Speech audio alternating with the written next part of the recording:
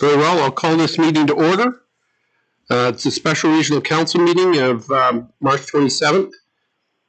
Please be advised that today's meeting is being recorded and streamed on the publicly accessible website. And please be mindful of social distancing during these times. Are there any additions to the agenda? Hearing none, I'll ask for a motion to adopt the agenda. I'll make the motion. Moved by Councillor Dolan, seconded by Councillor Souls. All those in favor? Aye. Aye. Motion's carried. Business arising corona virus COVID-19 informational update. Mr. Berry. Thank you, Mayor. Just confirm if all councilors on the line can hear me. Can you hear me okay? Hear you just fine. Okay. Yes, sir. So, Mayor and Council, we're continuing to deal with obviously an evolving situation here. We continue to hear, and it's common now to hear that it's unprecedented, but it really is unprecedented. It's extraordinary. Every day there's something new. There's new information that we're processing and trying to deal with. There's an overwhelming amount of information and direction that's coming from the various agencies, in addition to what is coming from the province and directly from the federal government, of course. As such, we continue to divert resources and try to capture as much information as we can and disseminate the appropriate information as required. We're continuing with our discussions and various meetings with the various agencies and with the province, so that we continue with our daily Emergency Management BC call with the province. This includes regular updates from the Health Authority. Regular calls are occurring with the Minister of Affairs and Housing, Minister Selena Robinson, and the Minister of Public Safety, Solicitor General, Minister Mike Farnworth. We're communicating regularly with and meeting weekly with the local agencies, so that includes the RCMP, Northern Rockies Fire Rescue, BCAS, so BC Ambulance Service, and the local hospital. We're working closely with those groups to continue gathering information and communicate, and specifically with the community paramedic to get as much information out and to have a coordinated effort to get communication out to the public and information to the public as it comes through. Yesterday, as I communicated yesterday evening to council, there was 3 orders that were received from the province, from the Public Safety Solicitor General. On a call that communicated the orders, and there was clear communication provided to the local municipalities within the province. One set of clear communication was that any local states of emergency that had already been declared by any local governments was rescinded at that time by the province. It was very clear that the province wants consistency throughout the province based on what they have in place with the public health officer, a recommendation, from the public health officer, and of course the provincial state of emergency that's in place. The 3 orders have various directives in there. There's a lot of information. I sent you the actual orders last night and provided a summary of those orders. Within there, there's Ministerial Order M082, Ministerial Order M083, and Ministerial Order M084. Just the highlight of those orders is one is by law enforcement officer assistance, so part of Ministerial Order M082. It's a directive by the Minister for bylaw enforcement officers to prioritize assisting enforcement of provincial public health officers, and the assistance may include monitoring certain facilities, providing information and warnings to the public, and providing information to provincial health officers, and working with the various agencies.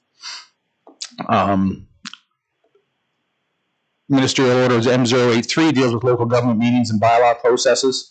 One of the directives within this order waives the requirement to allow public to attend open meetings, so that council can work remotely, meaning digital meetings, et cetera. Additionally, it enables municipalities to adopt bylaws on the same day that they receive third reading. Doesn't necessarily apply to all. Some bylaws that require a certain amount of notification don't necessarily fall into that, but for the most part, it just again creates some flexibility for council if required to move quickly and swiftly based on the changing environment. M084 is a local authorities and essential goods and supplies order, so it's a ministerial order. Provides local authorities must immediately implement a local emergency plan. Of course, ours has been implemented here now since last week, so our EOC has already been activated at a level 1. Any municipalities that haven't activated their EOC, this order basically requires them to do so.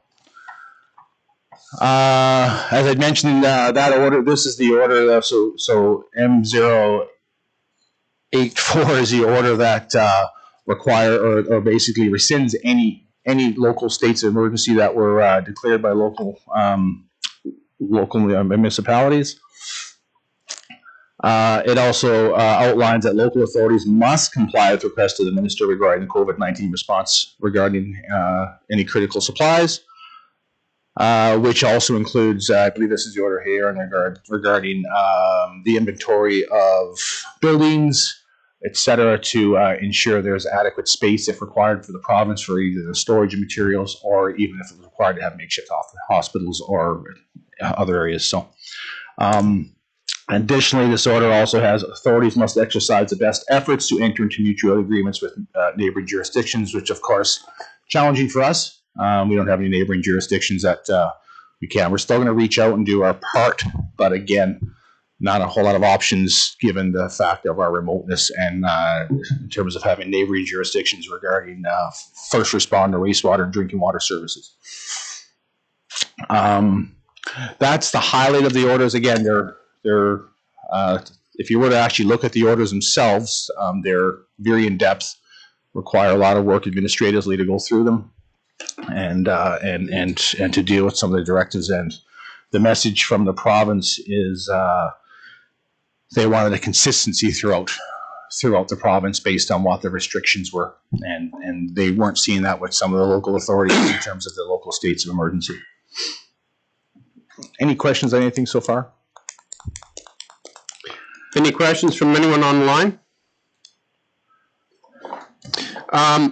Mr. Coupé, the order from the provincial government did change the procedures for council.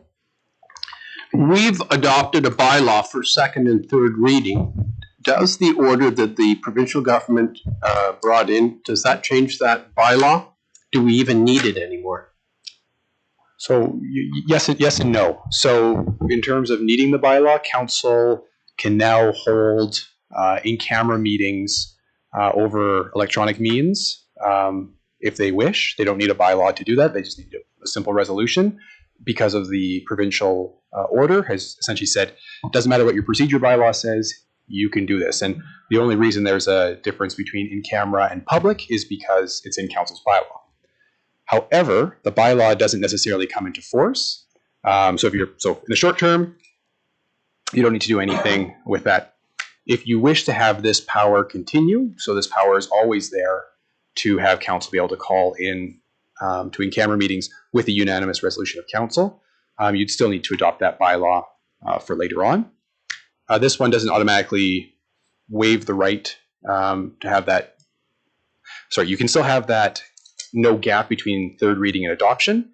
However, procedure bylaws do require a certain amount of notice in the paper and a certain amount of time. So it's a 2-week notice with ads in the paper.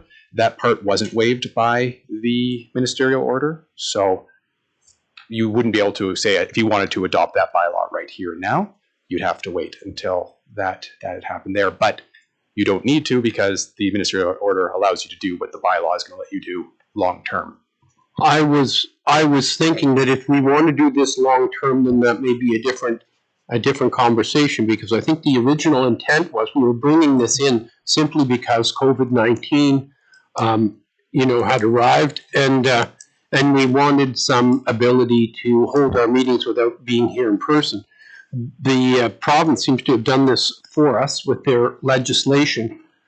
I think we need to have a conversation, council needs to have a conversation to see if after this pandemic passes, if we still want to have those powers, or we want to require council to meet in person for those in-camera meetings. And I think, would it be possible to have that before adoption of that bylaw? We've given it first, second, and third, but we could have that discussion before we give it final approval. Absolutely. I would recommend having that discussion when it's presented on the next agenda for adoption. That's when council could have that, and there's nothing stopping people from not adopting the bylaw. Okay, thank you. I guess one further thing is we were listening on that call with Mr. Farnsworth, and I believe there was something about the airport in Prince Rupert, and it was closed. The province opened it again, I believe, if I'm not mistaken. I couldn't confirm that. I'm not sure. I know there was some discussion in terms of some airports that were closed, but I'm not quite sure if that was the case. I'm not even confident, to be honest, if the airport was closed or if Air Canada basically just have diverted flights to go to a separate a different airport because so I really don't know there. And there was an announcement that the ferry service to Vancouver Island was being diminished, and then the province stepped back in and said, no, it's not. That's correct. And as far as I can gather, yeah. I think the provinces, as you said, they're taking a much more active role in this, and they're not allowing municipalities to do things that are not coordinated with the provincial government.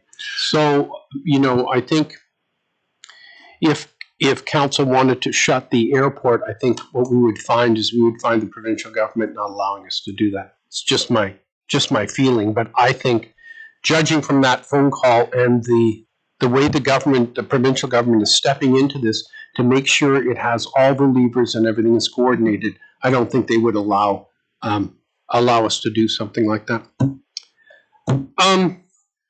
Anyway, if there's no more questions on COVID-19. There's still some other updates I have. Go ahead. Apologies, yes.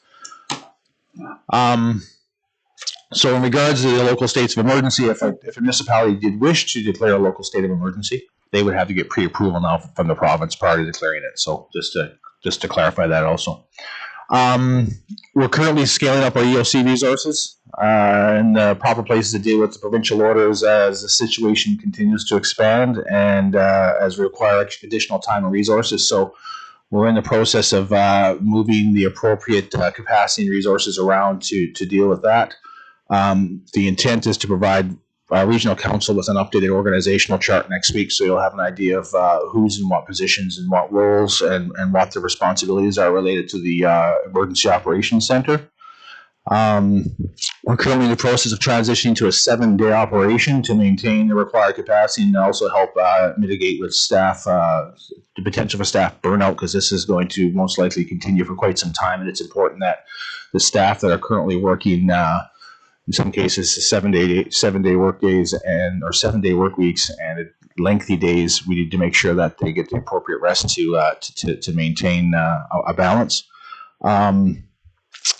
One of the things council may want to consider, and I'll throw it out now, is that due to the amount of capacity that's required and also the lack of the foot traffic that's in the town hall building currently from the public, regional council may wish to consider closing town hall to the public for access to the building. However, not access to the services that are provided. Could be appointment only, for example. And obviously, if there's questions regarding municipal functions or things like that, we're still here to operate. It's just it helps us a little bit with our organizational flow. And if there's various organizations throughout the province who have elected to do that, so something for council to consider. Yesterday and the day before, I think since Wednesday, we haven't had anyone in the building. No public has access to the building. Very well. Is there any comments on closing the building to the public? Councillor Souls. No, I think we should do it. Go ahead. I say I think that it would be fine to close it as long as we also make sure that our phone lines give access by appointment if there is necessary. If someone were to phone, so currently if someone phones town hall, phone lines are available during regular business hours, so we didn't reduce the time that, so for instance, the building was available to the public between 11 and 2, but the phone lines were still open between 8:30 and 4:30. So that would continue on. Now we still require to provide governance and direction and support to the community, so that would still be in place. It's just one less item that we have to deal with right now, with the door being unlocked and like I said, the past few days, no one's access to the building. That's one less thing that we just have to work to deal with. Councillor Andrews, Councillor Roper, Councillor Gerling, any comment on this? Very well. Councillor Gerling here. Oh. So as long as the posted notice has the phone number listed, but also in case of emergency. So you know how sometimes the phone lines don't work. I'm experiencing that here today with my landline is not working. So that there would just be an alternative number to dial in case of that situation arising. Then I'm good with it.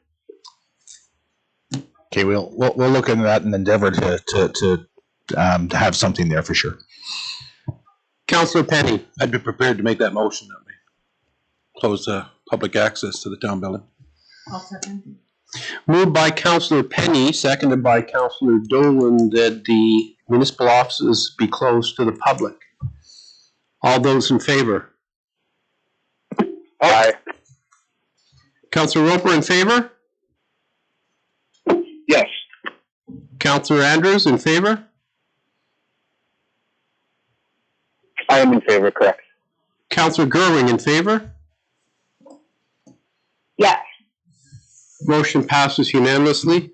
Mr. Berry? Thank you, Mayor. We're increasing our community outreach processes to ensure that we can provide services to community members as required. We're reaching out to various nonprofit organizations. We're going to continue to do that and continue to expand that where required and put the required capacity to deal with that. We've increased our communication and reaching out to our highway residents and businesses as such, given their remoteness from the community, to ensure that they're looked after if they have any questions, etc. We're continuing to work on our business continuity planning. So again, big a lot of work there, especially considering the challenges around mutual aid agreements with neighboring communities. So we're working on those continuing to improve and work on those business continuity planning processes to ensure we can continue to provide the essential services to the community and ensure that we continue to protect the community to the best of our abilities. We've been working with Public Works Canada and utilizing, just as an FYI, the highway signs north and south of town to provide some communication abilities. So working with George and his group, and we have the ability of access to put post messages on those highway signs. In regards to our employees, currently in terms of displaced employees, so we currently have a total of 40 employees that aren't working that would be typically working if we were under normal operations. Of course, the majority of those are over at the rec facility. Sorry, Mr. Berry, how many again? So 40. So I'll walk through the list. So out of those, 30 have been displaced, but they're mostly casual. So anyone who's a casual employee is currently not working. They've been displaced based on the reduction of or the closure of the rec facility. We have approximately 10 other employees off for various reasons. For example, one that traveled from out of country that is required self-isolation, and others for other reasons. Within the group that's currently working, that typically work in the rec facility, 5 have been redistributed as part of the Stage 2 response plan for sanitation and disinfection. So, for example, we've upped the sanitation plan and cleaning plan at the Public Works shop, airport maintenance shop, airport terminal building, and town hall, for example.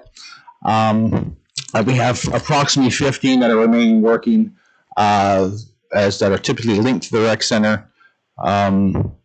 Out of that, we have the utility maintenance group, which is 5 of those, which are still required at this point to be working because of the ice plant coverage. So even though the ice plant is down, the system still is still charged with ammonia. So we're required to have coverage at the rec center. It's legislative requirements, and we're required to have the certified individuals do that. Simcoe, which is the group that typically would come up and be part of our shutdown.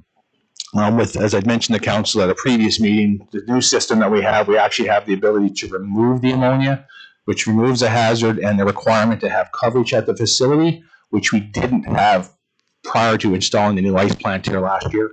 Simcoe has not confirmed when they actually can attend the community for obvious reasons. So as such, we still need to have that coverage. So those 5 employees are currently in place. We have facility maintenance employees that are currently working that work typically out of the rec center. That's their home base, but they're the team that looks after the facilities. So all the municipal facilities, HVACs, etc. So they're there currently. And then we have the annual maintenance occurring that's at the pool. So as was communicated previously, the pool maintenance is occurring currently, expected to be completed either late next week or early the following week. So that's in terms of a bit of an update in terms of what's happened in the rec facility. When the pool maintenance is complete, then we will go to our next stage in terms of working and discussing what the next options are with our employees. And then there'll be some work still required to do in the, which is ongoing currently, but in regards to the ice plant area or ice area for cleaning of boards and things like that, which is typically done. So when the facility is basically finished and closed up, it's ready to reopen when things turn around. Did you have something, Councillor? I just wanted to add that I'm not sure if everybody caught the Prime Minister this morning, his speech, and they've announced a pretty good plan here. They would rather see employees kept on than be laid off. Even companies, I'm not sure if the municipality would fall within the guidelines of what they're set out, but that they'll cover up to 75% of wages. So if there is any way to find people busy, they would rather keep them working in any capacity whatsoever and subsidize their wages by 75%. So something definitely for us to look into before we get to the point that we run out of work up there, that maybe I'm sure we can find something for them to do if we're 75% of the wages. There's lots of work to do for sure, and we have things that we typically do where obviously we're not going to be looking for summer students or summer hires to deal with the grass cutting and maintenance of the various areas around town. And of course, we usually replenish our barricade inventory and et cetera, and things of that nature. So we there are things to do. But again, that's what I mean when I said we got the pool down. There'll be the next stages in terms of what opportunities. The message from the Prime Minister, reinforces my previous statement that there's so much information coming down the pipe. It's hard to keep up. And what we do is one of our employees. So Valerie is currently, she goes through and scans all the various either press releases and or announcements by the federal or provincial government and summarizes those so that by the end of the day or evening into the night, we have the ability as a staff just to kind of scan and see what's changed today. One of the things I asked to be done today is that we'll also flip that information out to council. It's rough notes. I mean, it's rough notes, but it gives a bit of a highlight in case there's anything that's flagged, and that'd be one of the things, obviously, that'd be flagged that we can check into. So, Councillor Penny, go ahead. And I realize that, and you guys are doing a great job of getting that information up on the website, but as you said there about having staff that are going to kind of summarize these things, I think, especially these subsidies, if we do have staff that manage to decipher exactly what it's going to take to make these happen. I know that there's a lot of small businesses here in Fort Nelson that are having trouble navigating through that. And that's where the community outreach piece comes in. So what you'll see next week with the organizational structure. So we've taken Jaylene, for example, who's going to assist a little bit in corporate services, but from an emergency operations perspective, a lot of the communication will fall under her. Just for example, and then within that we'll have internal, external communication, who's scanning what, and then the community outreach piece in terms of assisting, if it's business, if it's individuals, whatever that might be, in terms of navigating through the various amounts of information. I mean, there's so much stuff that's coming on the pipe between assistance from the feds, the province. It's like I said, it's difficult to keep up with. So we're doing what we can now to do that, and as required, we'll expand that community outreach piece too. Awesome. Councillor Penny? I just want to say thank you very much. Yeah, and the community outreach piece right now is being led through Jay, which that adjustment happened this morning, with Jay taking over the whole, that portion of it, but Krista Pearson, who we have from the rec department, because of course she's quite connected with the community and linked to a lot of the programs, and she's taking that on. Of course, as some other as capacity is required, we'll do what we can to add it and look after it. I think. Councillor Goring here. Can I also add too that you guys are working very closely with Chamber of Commerce, and so our local Chamber of Commerce is working closely with the provincial one, and they are getting lots of information out to businesses and also offering ways to support businesses with that too. So we have that resource right now that I think is very beneficial. Thank you, Councillor Goring. I noticed that a lot of people don't know what they don't know and how often things are changing. I've spoken to some tenants who don't know if they're eligible for the $500. They don't know how they qualify. Businesses are concerned about, the ever-changing message from the federal government about how much and under what circumstances, enhanced DI and everything else, and they're a little bit confused with the rapid pace of these things coming out. So I think it's great that we're going to be doing that community engagement piece. Are there any other comments? Is the update done, or does Mr. Berry have more? I'm just asking him now, Councillor. I have Mr. Berry, would you like to continue? Thank you, Mayor. One of the things that we're also working on exterior, just from a protection perspective, is and unless council has any objections, is the weather is going to start to turn. Is we're looking to secure our parks, being the playgrounds and things like that, with appropriate signage and around appropriate social distancing, and looking to in terms of the playground equipment is to wrap them most likely with caution tape, so that they can't be accessed and used because we just don't have the ability or the capacity to maintain a plan to keep them clean, and we just want to reduce the exposure and the risk out there. So it's an unfortunate thing, but it's what we look at some best practices in other organizations, and that's what they're doing, and it's something that we feel it's a requirement to do. So. On another note, we're also focusing on what it looks like at the tail end of this. So, I mean, we're dealing with what's occurring in front of us today, but we're also focusing on the recovery piece and what that recovery plan looks like and what it looks like after we wade through this. And it's an important aspect for the community. So examples is, in the background, we are still working on what those projects are going to look like. It's important.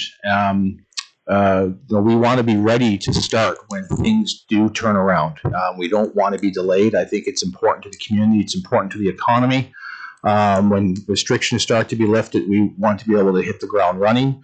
We're working on those projects in the background as part of that recovery process. We're focusing on ways that we can provide local economic stimulus. So we're quite fortunate that we do have the IDCA agreement, that injection for projects from the province of $5 million annually.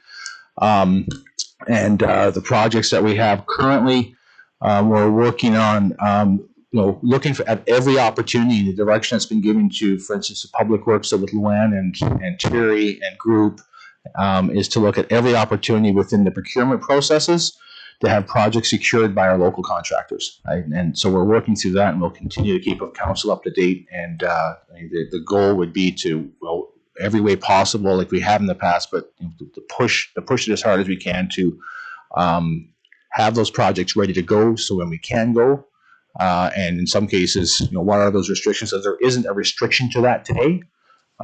So if it was summer, based on the provincial legislation, you could do it as long as companies follow the restrictions that are put in place. So the goal, though, is to be able to have as much of the projects that are occurring where appropriate and applicable will be done by local contractors to keep that those economics within the community. Just a couple of other notes before we get into the next item, or any questions that council may have. Glenn Skinner from Skinner Brothers gave me a call a couple nights ago. Just wanted to let us know that they were able to access Fort Liard. So the goods and services and supplies that or going into Fort Liard. Typically, it's a Tuesday. There was a bit of a challenge. I think the gate got installed at the just south of the border on Tuesday. So there were some challenges there at first, but Wednesday was able to make communication to have the gate open, so they were able to provide those services and materials, that they typically do on a weekly basis, and it was communicated that they would continue to do so. So in terms of essential service, that's in place for that group up there, and I'm just bringing it up because it has been asked in regarding the given the general location of the Fort Liard residents, how they are actually accessing things if there's a gate up, and that. So it was good for Glenn, and he gave me the permission to bring it up in the meeting and let council know. So that's it for now, and I thank you for your time. And I'll ask if council has any questions on anything or clarification or need any clarification on anything. Yeah, Councillor Goring, I have 2 points. Any further update on the fly in and fly out question that has been posed by residents?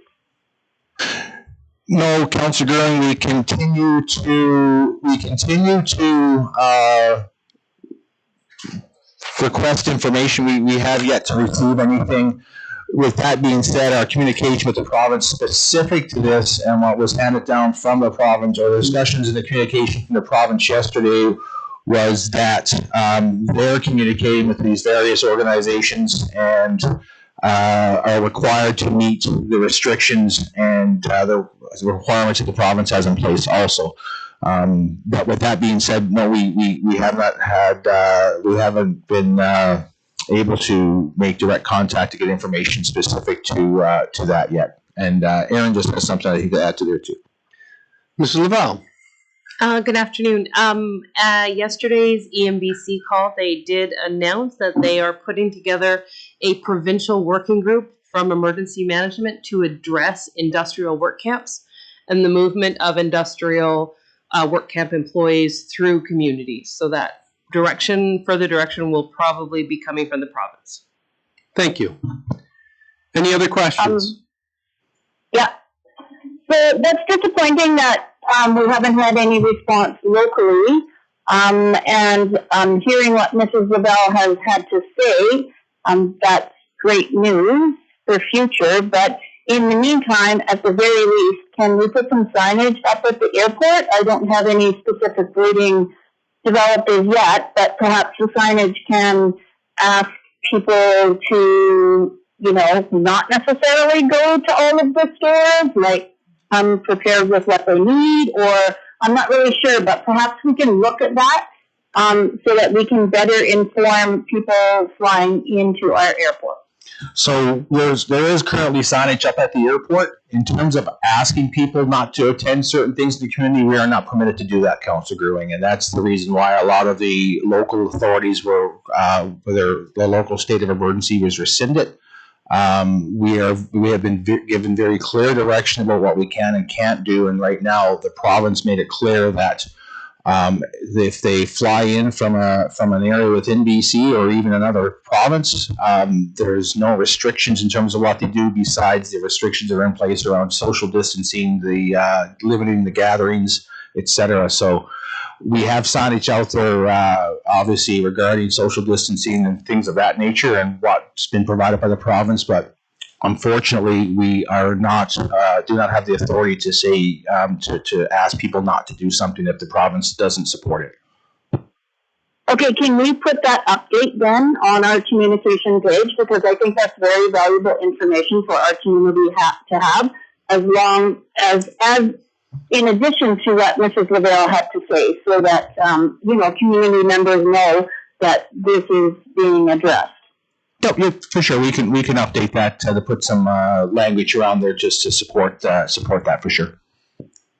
Okay, thanks. Any questions, Councillor Roper, Councillor Andrews, before we move on? Okay, very well. New business, budget next steps. Mr. Berry, did you want to address the budget?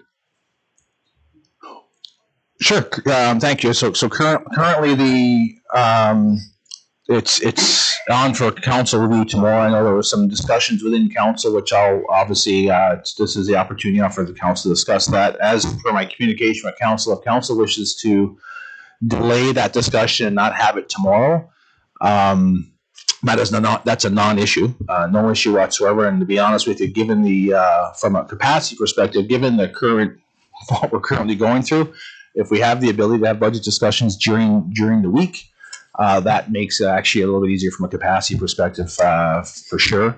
And in regards to the potential for, so I'll back up, sorry, as per previous discussion, there is a limitation in terms of how long it can be delayed. So the bylaw for the financial bylaw has to be adopted by May 14th. And if we were to back that up, we have to have that prepared and also the tax rate set, et cetera, et cetera. So the reality is that we're really pushing the envelope if we start getting into late April, that last week of April. So 3 weeks from now, we're okay. 4 weeks would be probably pushing it. 4 weeks would be the absolute last from here from now that we'd be able to do it. Some options for council would be to do it, and I'll call it to instead of trying to, especially given some of the challenges with the discussions and things, we're looking at some different options for council regarding the streaming of meetings versus potential some video conferencing. So you have the ability when you're talking to know who's talking. So we're just working through some of that now to review with council in terms of some opportunities or options to improve it, because we could be in a situation where your meetings are completely virtual. That's just a reality of the situation, and some councils out there are currently doing it. In regards to the specific departments, council may want to break up the discussion a little bit. So instead of trying to review the fulsome budget as a whole, even though similar what we do what we typically do on a Saturday, it's broken into departments. Council may wish to say, listen, let's talk 1 or 2 departments per sitting, and then move on. In regards to the departments that are currently, the public works, the airport, firefighter, it's Northern Rockies Fire Rescue, etc. Things haven't and will not change there. And similarly, even though we've changed what we're doing at Town Hall, it doesn't mean that we're still operating, of course. And what actually, when this occurs, we operate at a higher capacity and at a higher cost. But we also starting to flow information to the province for any additional costs. We always attempt to get pre-approval or approval to get those costs recouped from the province, right? So the challenge, I believe, of council would be potentially what's occurring at the rec facility and then potentially cultural groups. Some options there, because you need to approve a budget. I mean, there's not an option not to approve one. So you need to approve a budget. Some things that can occur is because you don't have a crystal ball to look at to determine what the future looks like. Just because council approves a budget doesn't mean that you need to free the funds up, right? So a budget of X doesn't mean the budget that just approves. The budget being approved basically allows us to free up the funds if required. If they're not required, then they don't get freed up. So I mean, you need to take that into consideration. So a cultural group, for example, I'll use a golf course for an example, right? If the golf course wanted to operate this year and council was in favor of providing the funding for the golf course, then for them to operate, they have to provide that funding and it has to be an approved budget. If the golf course didn't operate and you approve the funding, it doesn't mean the funding goes to the golf course. It means the funding could be held and should be held. Council can also make decisions if they wish that if there's funding that's not being utilized, that they take that funding and carry it into next year, and it could create an impact on next year. So to reduce the levy next year, as an example. So what would be difficult, and I caution you, is that if you don't approve a budget and something were to turn around, then you don't have the funds, and then so any decisions around reducing funds would be decisions of council, of course, but permanent decisions. So if you turned around and said we want to reduce the funds for the golf course by half, now just picking on the golf course, and the golf course would only operate for half the year, no matter what the situation is. So just things for council to consider. In regards to pushing tomorrow's meeting out, like I said, a non-issue, and actually it probably makes it a little easier for the group, including staff right now, to work out some different variable scenarios in terms of how council wishes to meet, and also potentially look at some different options in terms of the communication piece regarding if we continue with the way we stream currently, or look at a different video function. So I'll leave it to council to have some discussion. So the budget has to be passed anyway, and I think it's much too difficult for us to determine the impact on the budget during these uncertain times. As Mr. Berry pointed out, we don't know what's going to happen long term here, and how that will affect our budget, but we do have to pass a budget. I'm sure there's going to be a few instances, maybe more than a few, where we have to amend our budget, but I think it's important for us to get the budget part done, get it approved, and take this off the table of our municipal staff while they're dealing with the COVID-19. I don't have a problem moving it out past Saturday, but I would like to get this thing done in an expedited manner so that we get this off the table. Any other comments? Councillor Penny. I definitely would like to see us move the meeting out from tomorrow, but I'd also like to take advantage of Mr. Berry had mentioned there about maybe we just take a few departments at a time for each meeting, so we can spread this out, and leading up to that meeting, we can all just give some really good thought into what we see on that budget, and if there is anything there that we feel that we would want to trim. Thank you. Councillor Souls. I guess I can echo what Councillor Penny just said. That's really it. I also was thinking from a timeline perspective. I know you gave us a fairly safe 3 weeks, but I don't see the point either of pushing it there on purpose. If we could have this wrapped up in a couple of weeks, I was thinking of how, given the rapidly changing downloading of information from the province and from the feds, surely to goodness, somewhere in the next couple of weeks, it's going to get relatively stable. We'll have a process figured out, and then it'll be easier. Yeah, I know. I guess you can knock on wood, but it works. Any other comments? Any comments from anyone online? Yes, Councillor Andrews. Councillor Andrews, go ahead. I do like the idea of doing a couple department heads at a time. I think it would take a lot of the stress of a long phone meeting into account, and we could make some better decisions. And having to change it and get it done, I agree with all of that. And I would like to echo what Councillor Soul said about not letting it last the full 3 weeks, but to try to get it done sooner the better. But I also don't want to have one long phone meeting where we're going to get wore out. So if we could break it up, I would be comfortable with that. Okay, any other comments, Councillor Roper? Yeah, I agree with pushing the budget meetings out from this Saturday. Up until a few years ago, the budget approvals came in April anyway. So I see no problem pushing it out. Thank you. Councillor Gerwing.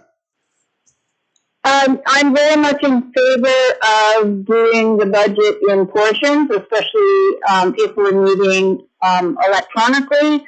I want to make sure that we have an appropriate platform so that our communication, whether we're face-to-face or online, is appropriate and that everybody feels comfortable with that.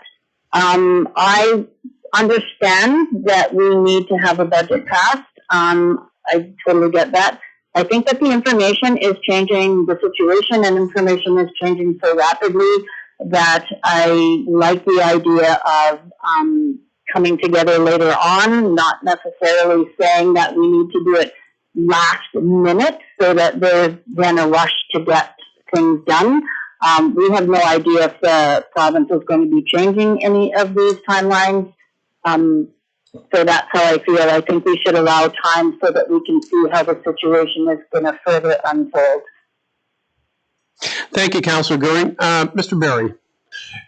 In regards to your point in timelines, Councilor Gerwing, thank you, has triggered something. So we did reach out to the province just a couple of days ago regarding timelines, because there's been lots of discussions, obviously, about property taxes, and there's been no confirmation around the delay of the collection of property taxes. The province being the Ministry of Affairs and Housing have various municipalities depend on those revenues to continue cash flow, et cetera. So that's also another challenge that they're looking at, of course. In regards to the timeline specific to developing and approving the budget and having the tax rate set, the communication we received just 2 evenings ago from the Ministry of Affairs and Housing, there was no indication given that those dates could change. So just for information. Thank you. I'm going to ask, do you need a resolution, Mr. Coupet? Yes, to change the meeting, we would need a resolution. Very well. Mr. Penny, would you make that motion? Yeah, I'll make that motion that we delay the meeting scheduled for tomorrow, Saturday. And I guess at this point, we don't really know when we'd be re-meeting, so. Yeah, well, we'll look at a couple of components. One is, as Councilor Gerwing says, we are looking at a couple different platforms. One being like a Zoom meeting that might aid in the discussion versus, I mean, we're planning for the worst being a potential virtual meetings moving forward, and the way the current streaming setup is, and potential challenges with our current video conference might not be successful in having it live. However, can record it and post it to the system for public review right away might be an option. So we're looking at that and for a platform potentially, if required, that we can review with council. And then additionally, what I'll do is I'll run some scenarios with council in terms of what it looks like in terms of the departments for times and what that looks like. If it's a noon meeting, a couple noon meetings a week, 3 noon meetings, and if you do fire, public works, or whatever. And also we know some departments are larger than others. So fire is usually fairly quick. Public works is lengthy with the amount of projects and linked to the IDCA. So we'll look at that and see, and I'll throw some options for council, and we'll start securing some dates. So for now, then we'll just make the motion that we'll cancel the meeting for tomorrow, Saturday, for the budget. And maybe instruct staff to provide us with other dates for the budget meeting. Yeah. Seconder, please. Seconded by Councillor Souls, obviously. Thank you. Correspondence. Any other questions? No? Okay, very well. We'll move on to correspondence. Fort Nelson Play School request for amendment to the rental agreement. We have a letter before us here asking for relief from rent for 5 months, I believe. April to August be forgiven. Do we have any comment on that? Councilor Andrews, one question. Go ahead, Councillor Andrews. Are they willing to go in and check the building from time to time, or is that something that I'm assuming they won't be going in there for the next 5-month period? Or is that something that we'll have to have municipal staff go in and do checks for insurance purposes and stuff? Was there any, Councillor Penny? I'm just wondering, do we normally go in there and check it? Because they're shut down during the summer anyway, right? So I'm not aware that we do, but we can confirm. I mean, from a maintenance perspective, there's things, because it's our facility, that we would look after if something failed, but I'm not aware that we actually do. But again, I'm not 100% sure. I can confirm that. I would like to make the motion that we defer the rent to the Fort Nelson Play School for the requested amount of time. I believe it's 5 months. Thank you. I'll second. Moved by Councillor Gerwing, seconded by Councillor Dolan. All those in favor? Carried. Mr. Roper? Aye. Mr. Andrews? Carried unanimously. In favor. Resolution to move to a closed meeting. Can I have can I have a resolution, please, that this meeting be closed pursuant to section 91K of the Community Charter? So moved. Moved by Councillor Penny, seconded by Councillor Souls. All those in favor? And we are in a meeting. Aye.